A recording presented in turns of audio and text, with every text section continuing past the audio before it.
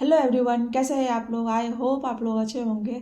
तो BPSC TRE 3.0 में जिन सभी का सिलेक्शन हुआ है उन सभी को मेरी तरफ से मैनी मैनी कॉन्ग्रेचुलेसन्स। और जो लोग ये वीडियो टीआरई 4 की तैयारी कर रहे हैं वो देख रहे हैं तो वो एक मोटिवेट की तरह देख सकते हैं, जिससे आपको मोटिवेशन मिलेगा। और अगर कोई मिस्टेक्स है तो वो आप पहले से ही उसको तैयारी करके रख सकते हैं। तो चलिए मैं आज इस वीडियो में बताने वाली हूँ कि आपको डॉक्यूमेंट वेरिफिकेशन में क्या क्या लेकर जाना है, कैसे फाइल तैयारी करनी है, कितनी फाइल तैयारी करनी है और कैसे आपको सारी चीज़ें अरेंजमेंट करके लेके जाना है। तो इस वीडियो में मैं यही बताने वाली हूँ। तो चलिए आप लोग विदाउट फर्दर डिले मैं आगे वीडियो को स्टार्ट करती हूँ। तो आप लोग बने रहिए वीडियो के एंड तक और अपने फ्रेंड्स तथा दोस्तों के साथ ज़रूर शेयर कर दीजिएगा। तो चलिए सबसे पहले मैं बताती हूँ कि आपको ओरिजिनल डॉक्यूमेंट्स को कैसे रखना है और किस तरीके से उसकी फाइल को तैयारी करनी है। उसके बाद आपको यानी कितने फाइल तैयार करनी है वो भी मैं बताऊँगी। तो सबसे पहले ओरिजिनल डॉक्यूमेंट्स की बात कर लेते हैं। तो मैं सबसे पहले बता रही हूँ आपको कि आपको इस तरीके से, अब ये मेरा फाइल है देखिए, और ये आपको इस तरीके से ओरिजिनल डॉक्यूमेंट्स के लिए आपको फाइल तैयारी करनी होगी। ये पूरा चैन का कवर है, बंद है चैन, और इस तरीके से आपको, ताकि कोई भी डॉक्यूमेंट्स हमारा बाहर ना निकल जाए या गिर ना जाए, कहीं मिस्टेक से खो ना जाए। तो इसलिए ऐसा एक आप लोग डॉक्यूमेंट्स, ये एक ऐसा फाइल आप लोग ले लीजिएगा और इसमें आप अपने अरेंजमेंट डॉक्यूमेंट्स को रख लीजिएगा। तो इस तरीके से, और इसमें आपको अरेंजमेंट करनी है डॉक्यूमेंट्स को। जो मैं बता रही हूँ सबसे पहले आपको है, मैं दिखाती हूँ खोल करके।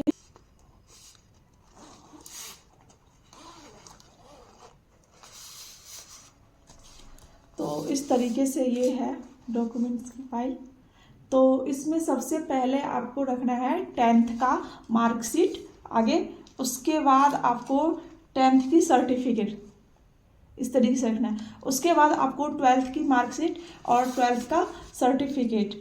अगर उसके बाद आप अगर 12th बेस पे आपको 1 to 5 के लिए आप अगर टीचर बने हैं तो आपको उसके बाद 12th के बाद आपको डीएलएड किए हैं तो डीएलएड का सबसे यानी first year, second year, third year, किसी को 2 इयर्स का है, किसी को 3 इयर्स का है।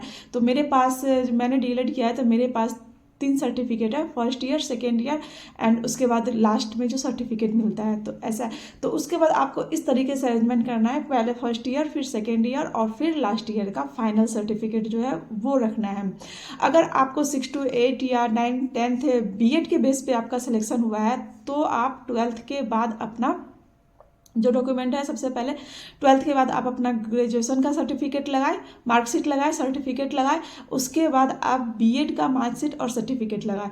उसके बाद आप सीटेट का और मार्कशीट एंड उसके बाद सर्टिफिकेट। ये जो लोग एस्टेट किए हुए हैं तो वो लोग एस्टेट का मार्कशीट और सर्टिफिकेट लगाए। उसके बाद आप लोग नॉन क्रीमी लेयर से जो बना रखे हैं वो डॉक्यूमेंट्स आपको लगाना है। इस तरीके से आपको सिस्टमेटिक तरीके से वो लगाने हैं और ये फाइल तैयार करके आपको रखना है।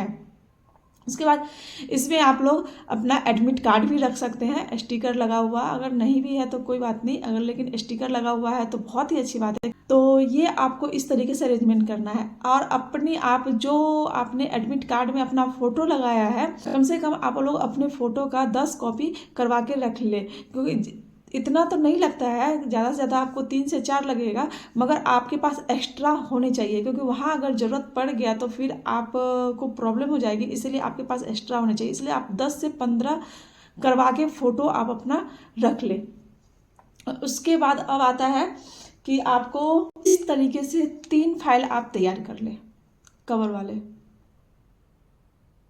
में आप सारे जितने भी आपके सर्टिफिकेट, मार्कशीट और जितने भी सर्टिफिकेट मैंने बताए ओरिजिनल फाइल में, वो एक फाइल आप अपना तैयार करके रख लें।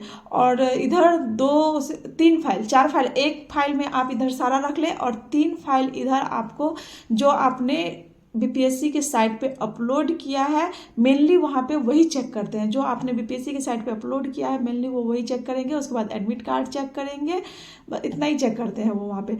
तो आप 3 फाइल इस तरीके से बना लें जो आपने वहाँ अपलोड किया है उसका, और एक फाइल आप ये एक्स्ट्रा अलग से जितने भी आपकी फ़ोटोकॉपी जो आपने ओरिजिनल में रख रखा है सिस्टमेटिक तरीके से, वो आप उसमें लगा के रख लें। और एक्स्ट्रा फ़ोटोकॉपी आप लोग हर चीज़ का यानी हर सर्टिफिकेट का एक्स्ट्रा आप लोग ज़रूर रख लीजिएगा।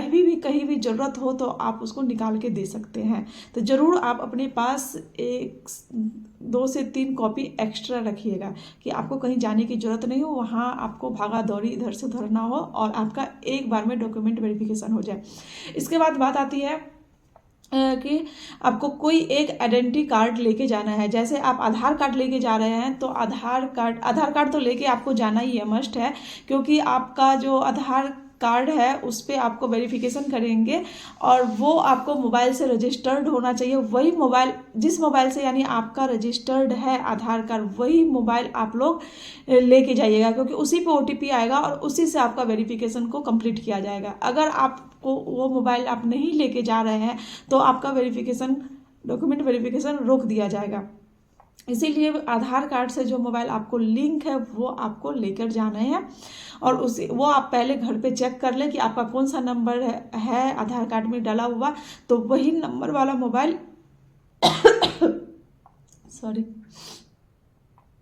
तो वही नंबर वाला मोबाइल आप वहाँ पे लेके जाएं डॉक्यूमेंट वेरिफिकेशन में।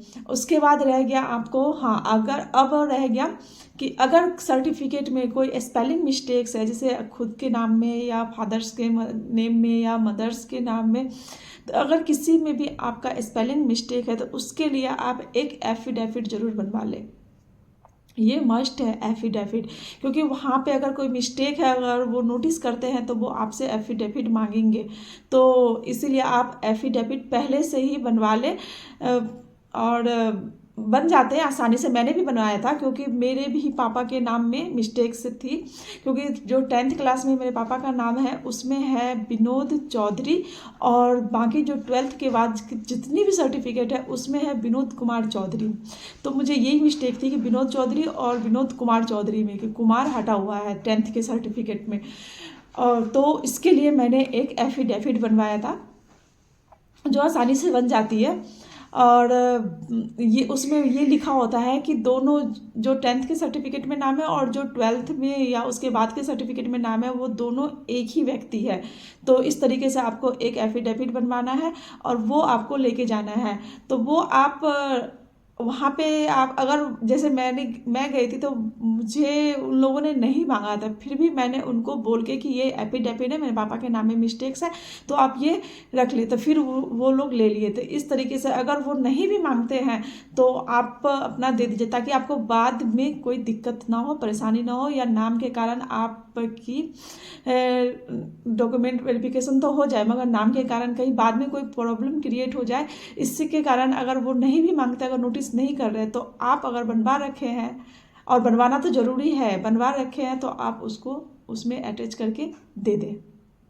तो चलिए ये बातें हो गई और सारी चीज़ें हो गई। डॉक्यूमेंट की ओरिजिनल फाइल कैसे लेनी है, कितनी फाइल तैयार करनी है, कितने फ़ोटो लेके जाने हैं, और आधार कार्ड और उसके जो लिंक मोबाइल नंबर है वो आपको मोबाइल लेके जाना है, और एफिडेविट कैसे बनवाना है, सारी बातें यहाँ पे हो गई, क्लियर हो गई, मैंने बता दिया आप लोगों को। तो आई होप आप लोग इस तरीके से तैयारी करके जाए, आपको कोई गलती ना हो और अच्छे से आपका डॉक्यूमेंट वेरिफिकेशन हो जाए और आप लोग जल्द से जल्द स्कूल ज्वाइन करें, यही ईश्वर से प्रार्थना करती हूँ। तो तब तक के लिए नमस्ते, thanks for watching my video, और अपने फ्रेंड और दोस्तों के साथ ज़रूर शेयर करिएगा और सब्सक्राइब जरूर कर लीजिएगा। Thank you.